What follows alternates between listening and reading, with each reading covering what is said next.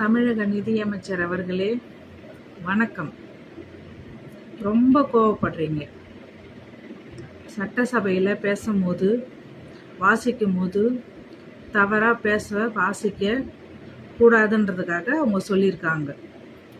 அதாவது பேசும்போது எழுதும்போது சில சமயங்களில் தவறு வரும்.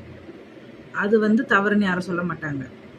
எப்பொழுதுமே தவறாகவே பேசுறது தவறாகவே வாசிக்கிறது தான் விவாத பொருளாகும். தமிழ்நாட்டில் நாம் இருக்கிறோம். தமிழை நீங்கள் நிதி அமைச்சராக இருக்கிறீங்க. அந்த தொகையை நீங்கள் தவறாக படிக்கிறீங்க. பேசும்போது தவறாக பேசுகிறீங்க. அதை சுட்டி காட்டி சொல்லும் போது உங்களுக்கு கோபம் வருது. எதுக்கு கோபம் வருது? எனக்கு என்ன வருதோ நான் அதை தான் படிப்பேன், நான் அதை தான் பேசுவேன், நீங்கள் சொல்கிற மாதிரி என்னால் செய்ய முடியாது, இதுதான் என்னோட இயல்பு அப்படின்னு அவ்வளோ சபையில் அவ்வளோ கோபமாக நீங்கள் பேசுகிறீங்க. அதாவது இது உங்கள் வீடு இல்லைங்க ஐயா. பொதுமக்களால் நீங்கள் ஓட்டு போட்டு தேர்ந்தெடுக்கப்பட்டு நீங்கள் அங்கே போயிருக்கீங்க. மறுபடியும் சொல்கிறேன், அங்கே விஜய் என்ற ஒருவருக்காகவும் விசில் என்ற சின்னத்துக்காகவும் தான் இங்கே நிறைய பேர் ஓட்டு போட்டிருக்காங்க. அதன் மூலயமா தான் உள்ளே போயிருக்கீங்க. நிறைய 2 நாள் முன்னாடி கூட சொன்னாங்க. என்ன சொன்னாங்கன்னா, எனக்கா ஓட்டு போட்டீங்க, அவருக்கு தானே ஓட்டு போட்டீங்க, ஏன் என்ன கேள்வி கேட்குறீங்கன்னு ஆளுங்கட்சியில் இருக்கிறவங்களே அதை சொல்கிறாங்க. அப்போ பதில் சொல்கிறாங்க பொதுமக்கள், நாங்கள் போட்டது விஜய்க்காக போட்டாலும் விசிலுக்கு சின்னத்துக்காக போட்டாலும் ஆனால் நீங்கள் தானே அமைச்சர், அப்போ உங்களை தானே கேள்வி கேட்போம். பொதுமக்கள் கேள்வி கேட்குறாங்க. அப்போ நீங்கள் மக்களால் தேர்ந்தெடுக்கப்பட்டு அங்கே போயிருக்கீங்க. நீங்கள் தன்னிச்சையாக போகல. அது தனியாக வேலை செய்கிற ஆஃபீஸ் கிடையாது. நீங்கள் உங்கள் திறமையால் நீங்கள் போயிருக்கீங்க. நாங்கள் தனியாக ஆஃபீஸில் போய் வேலை செஞ்சாலும் தப்பு செஞ்சால் அங்கே GM கேட்க தான் செய்வாங்க, மேனேஜர் கேட்க தான் செய்வாங்க, HOD கேட்க தான் செய்வாங்க. உங்களுக்கு எதுக்கு இவ்வளோ கோபம் வருது? முதல்ல உங்களுக்குன்னு சொல்லலை, பொதுவாகவே நான் சொல்கிறேன். பெண்களை ரொம்ப தவறாக பேசுகிறீங்க, வாடி பொடின்னு பேசுகிறீங்க, வயசுக்கு மரியாதை கொடுக்கறதில்ல, அசிங்கமான வார்த்தைகளை கொண்டு பேசுகிறீங்க. இதெல்லாம் எங்கேருந்து வருதுன்னா உங்ககிட்ட இருந்து தான் வருது. தலைமை சரியாக இருந்தால் தொண்டர்கள் சரியாக இருப்பாங்க. தொண்டர்களுக்கு முதல்ல மரியாதை என்னன்னே தெரியல. மரியாதை தெரியாதவங்களுக்கு எப்படி மொழி தெரியும்? மொழி தெரிஞ்சால் தானே படிக்க ஒழுங்காக தெரியும், பேச ஒழுங்காக தெரியும். இதை குறைன்னு சொன்னால் எப்படி நீங்கள் எங்களை குறை சொல்கிறீங்கன்னு கேட்க வரீங்க. நாங்கள் படிச்சிருக்கிறோம், நாங்கள் தமிழை நேசிச்சிருக்கோம், வாசிச்சிருக்கோம், சுவாசிச்சிருக்கோம், சரிங்களா? அதனால் எங்களுக்கு அதை தவறாக பேசும்போது எங்களுக்கு தாங்கிக்க முடியல, கஷ்டமாக இருக்குது. அதை திருத்திக்கோங்கன்னு உங்களுக்கு நாங்கள் சொல்கிறோம். முதல்ல நீங்கள் உங்களுக்கு வாசிக்கும் போது பதட்டமாக இருக்கும். புது இடம், புது பதவி, அதையெல்லாம் சரி. ஆனால் இவ்வளோ நாள் வந்திருக்கீங்க, அதை கொஞ்சம் மாற்றம் கொண்டு வந்திருக்கணும். நீங்கள் அந்த அளவுக்கு மாற்றம் வந்த மாதிரியே தெரியல. மீண்டும் தவறாக தான் வாசிக்கிறீங்க, தவறாக தான் பேசுகிறீங்க. அப்போ தவறை சுட்டி காட்டக்கூடாதுன்னு சொன்னால் எப்படிங்க? இதுனா ஹிட்லர் ஆட்சி நடக்குது, மக்கள் ஆட்சி. மக்களால் தான் நீங்கள் அங்கே போயிருக்கீங்க. அப்போ மக்கள் பிரதிநிதியாக ஆப்போசிட்டில் இருக்கிறவங்க கேட்குறாங்க, அவங்களுக்கு நீங்கள் தகுந்த பதில் அளிக்கணும். சரிங்க, நான் சரியாக பேசுறதுக்கு தவறு இல்லாமல் வாசிக்கிறதுக்கு பழகிக்கிறோம், கொஞ்சம் கால அவகாசம் கொடுங்க அப்படின்னு நீங்கள் சொல்லி நீங்கள் அதை சரி பண்ணிக்கணும்.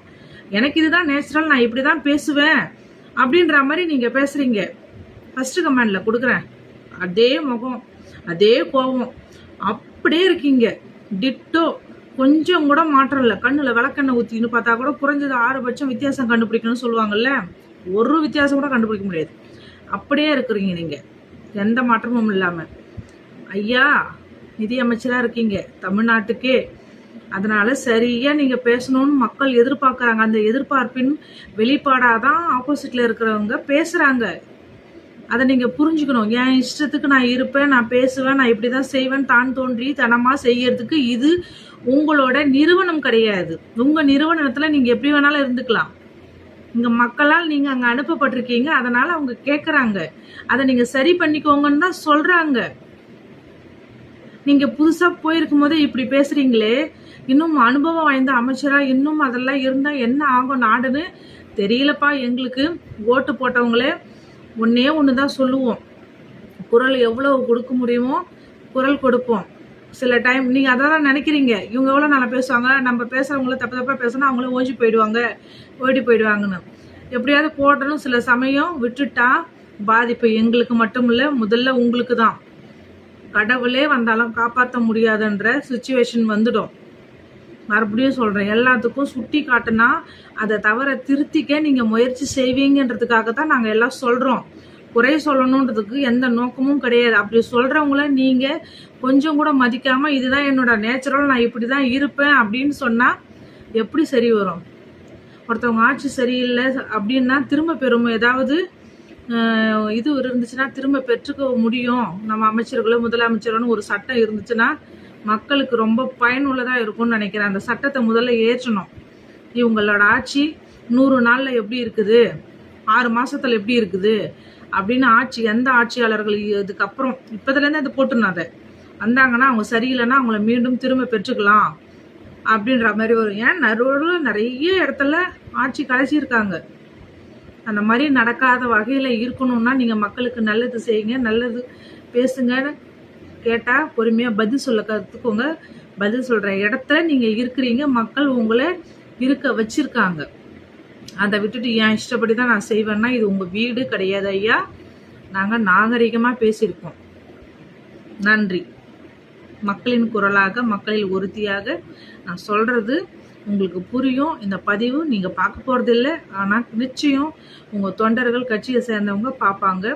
அவங்களுக்கு புரியணும். புரியலைன்னா நான் பொறுப்பில்லை.